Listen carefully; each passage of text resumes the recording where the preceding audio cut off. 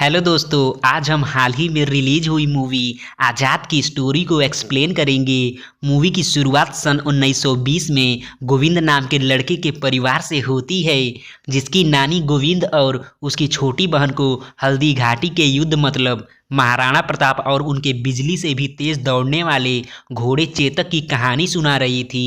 चूंकि गोविंद के पिता जमींदारों के घोड़ों की देखभाल करते थे, इसलिए गोविंद को बचपन से ही घोड़ों से बहुत लगाव था। उसका सपना था कि उसके पास भी एक चेतक जैसा घोड़ा हो, लेकिन घोड़ा तो दूर की बात, उसे तो घोड़ा पर बैठना भी नसीब में नहीं था, क्योंकि उस जमाने में घोड़े की सवारी केवल जमींदारों का परिवार ही करता था। एक दिन गोविंद अस्तबल के पास बैठकर अपने दोस्तों से हंसी मजाक कर रहा होता है कि तभी वहां से जमींदार की मॉडर्न बेटी जानकी एक सुंदर घोड़े से जा रही होती है। घोड़ा देखकर गोविंद घोड़े के नौकर से घोड़े के बारे में पूछ रहा होता है कि तभी जमींदार की बेटी जानकी को खांसी आ जाती है, जिस पर गोविंद जानकी को अपनी नानी के नुस्खे बताने लगता है।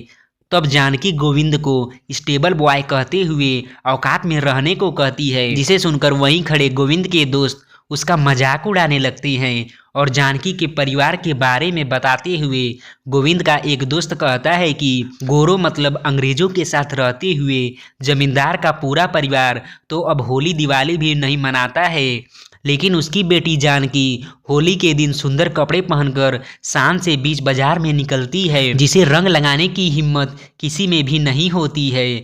आगे गोविंद का दोस्त जो घोड़े की सफाई कर रहा होता है उससे पूछता है कि गोविंद होली का क्या प्लान है, जिस पर गोविंद हंसते हुए कहता है कि इस बार होली जम के मनाएंगे। गोविंद की ये बात सुनकर उसका दोस्त खुशी के मारे घोड़े की पीठ ठोंक देता है, जिस पर घोड़ा चिघाड़ते हुए गोविंद के पैर को फंसाकर उसे घसीटने लगता है, लेकिन गोविंद घोड़े को काबू में करते हुए उसकी पीठ पर बैठ जाता है।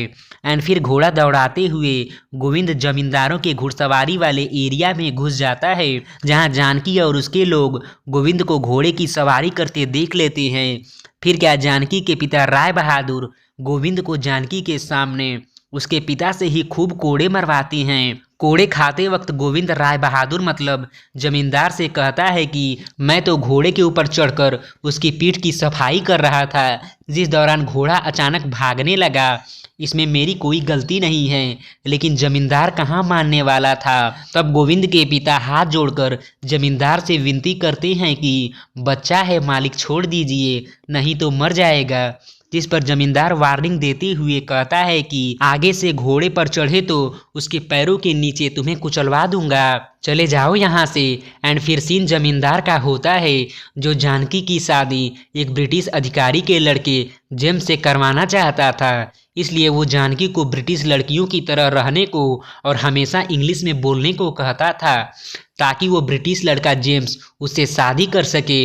एंड फिर सीन गोविंद के घर का होता है, जहां उसकी नानी गोविंद के जख्मों को सेक रही होती हैं, जिस दौरान गोविंद सोचता है कि जरूर जानकी ने ही जमींदार से मेरे घोड़े दौड़ाने की बात कही होगी, इसी वजह से ये मेरा हाल हुआ है, और वो मन बना लेता है कि वो जानकी से बदला लेकर रहेगा। एंड फिर सीन जानकी के भाई का होता है, जो गोरों के लिए ही काम करता था। एक दिन वो एक गांव के लोगों को डरा धमकाकर उनकी जमीनें हड़प लेता है और गांव वालों से गांव खाली कराकर उन्हें जबरदस्ती विदेश में मजदूरी करने का ऑफर देता है। उसके बाद जानकी का भाई घर जाता है, जो अपनी पत्नी केसर से एक पार्टी में जाने के लिए कह रहा था, लेकिन केसर उसे तुरंत मना कर देती है, जिस पर उसका पति काफ़ी गुस्सा हो जाता है, जिससे हमें पता चलता है कि केसर की उसके पति से थोड़ी भी नहीं बनती है। एंड फिर सीन उसी गांव के लोगों का होता है, जो गांव छोड़कर अंग्रेज अफसर की निगरानी में टोली बनाकर मजदूरी करने जा रहे होते हैं। रास्ते में उसी टोली का एक व्यक्ति अपने बेटे से कहता है कि बेटा, मौका अच्छा है, तू यहाँ से भाग जा, मेरी ज़िंदगी तो बर्बाद हो गई, लेकिन मैं नहीं चाहता कि तू भी अंग्रेज़ों का गुलाम बनकर रहे। पिता की बात सुनकर बेटा रोने लगता है, लेकिन करे भी तो क्या, वो टोली से भाग जाता है।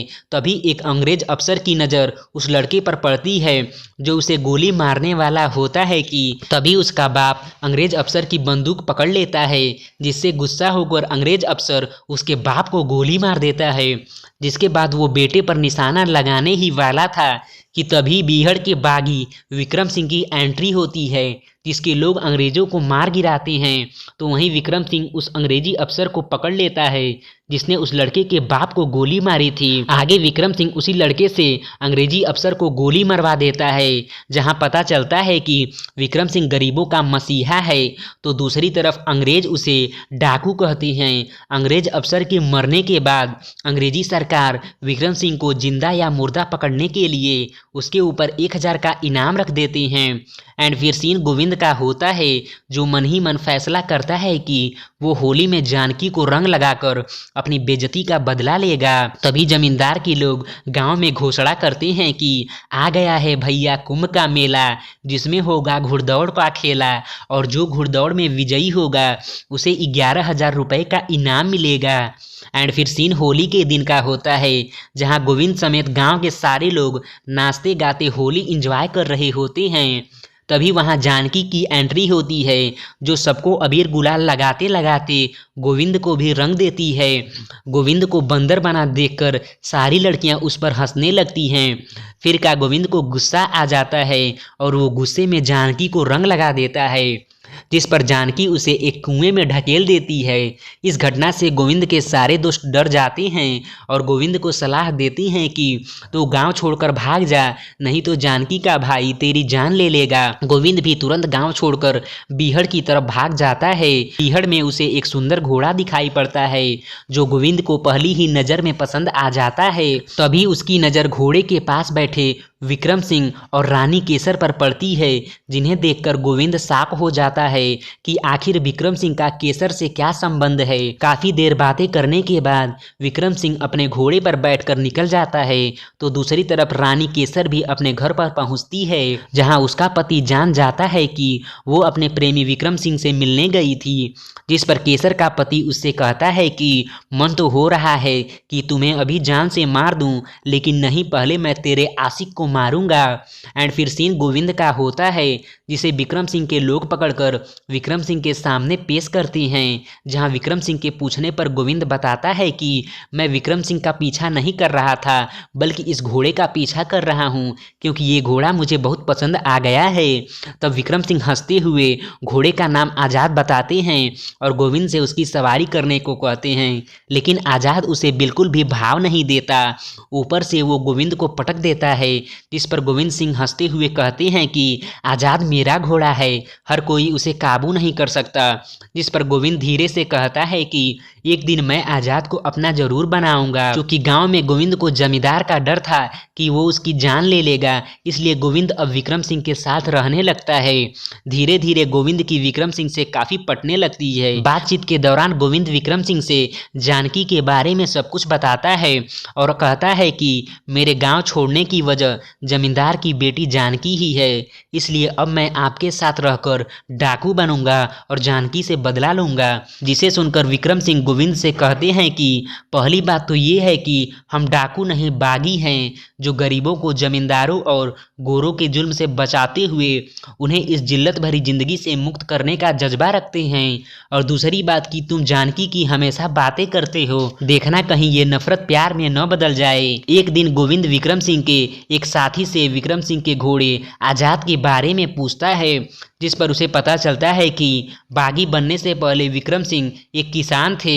एक दिन उनकी बस्ती के पास अंग्रेजी सैनिकों ने डेरा डाला था, जिस बीच उनकी एक घोड़ी ने एक बच्चे को जन्म दिया। चूँकि समय से पहले पैदा होने के कारण घोड़े का बच्चा बहुत कमज़ोर था, इसलिए अंग्रेज अफसर को लगा कि बच्चा जी नहीं पाएगा, इसलिए वो उसे जान से मारने वाला था।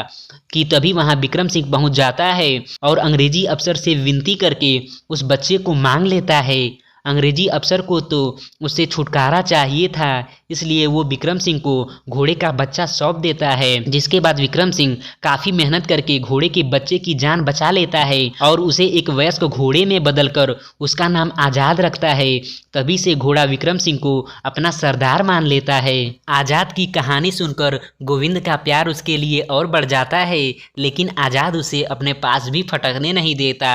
आज़ाद की कहानी जानने के बाद गोविंद के मन में एक सवाल काफ़ी परेशान करता है कि ठाकुर विक्रम सिंह इतने नेक दिल इंसान हैं, तो वे बागी कैसे बने। जिस पर ठाकुर का साथी वीरू उसे बताता है कि आज जो हवेली में कैद रानी केसर हैं, वो किसी समय विक्रम सिंह की जान थी और ठाकुर रानी केसर के प्राणों के समान थे।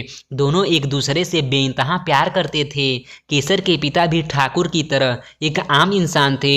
एक दिन जमींदार के बेटे की नज़र केसर पर पड़ जाती है, जो उसे पहली नज़र में ही पसंद करके अपना बनाने का फैसला कर लेता है। लेकिन एक दिन वो केसर को ठाकुर के साथ देख लेता है और उसे पता चल जाता है कि ठाकुर के जीते जी वो केसर को नहीं पा सकता। इसलिए वो ठाकुर को घसीटते हुए हवेली पर ले जाकर खूब कोड़े मारता है। दूसरी तरफ जमींदार भी केसर के पिता को डराकर केसर को अपनी बहू बनाने की धमकी देता है। एंड फिर सीन रात में आज़ाद का होता है, जो अपनी रस्सी तुड़ाकर जमींदार की हवेली में ठाकुर के पास पहुंच जाता है और ठाकुर को अपनी पीठ पर लादकर बीहड़ की तरफ भाग जाता है। इस घटना के बाद ठाकुर का सब कुछ बर्बाद हो जाता है, यहाँ तक कि जमींदार का बेटा केसर से जबरदस्ती शादी भी कर लेता है। इन्हीं सब की वजह से ठाकुर बागी बन जाता है। एंड फिर सीन ठाकुर के एक साथी का होता है, जो ठाकुर को खबर देता है कि कोयना गांव के लोग मजिस्ट्रेट के सामने अपनी मर्जी से अफ्रीका कमाने जाने का बयान देकर गांव खाली कर रहे हैं। जिस पर ठाकुर को समझ में आ जाता है कि इसके पीछे जमींदार और उसके बेटे की चाल है। इसलिए ठाकुर फैसला करता है कि हम हमेशा की तरह अंग्रेज़ों का सामना करेंगे और गांव के लोगों को अफ्रीका जाने से रोकेंगे।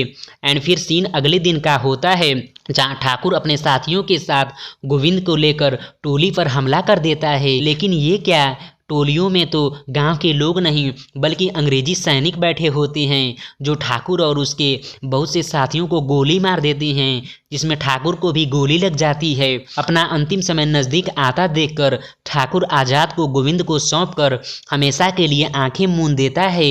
अपने सरदार की यह स्थिति देखकर आज़ाद एकदम से चिघाड़ते हुए रोने लगता है। आगे गोविंद ठाकुर की लाश को आदमखोर भेड़ियों से बचाते हुए उसका अंतिम संस्कार कर देता है। एंड फिर सीन जमींदार के बेटे का होता है, जो घुड़दौड़ में विजयी होने के लिए यज्ञ करवा रहा होता है कि तभी वहां ठाकुर का एक साथी आता है, जो बताता है कि ठाकुर अब नहीं रहा, जिससे पता चलता है कि ठाकुर के हमले की मुखबिरी उसी के साथी ने की थी, जिस कारण ठाकुर की जान चली गई। ठाकुर की मौत की खबर सुनकर जमींदार का बेटा खुश हो जाता है।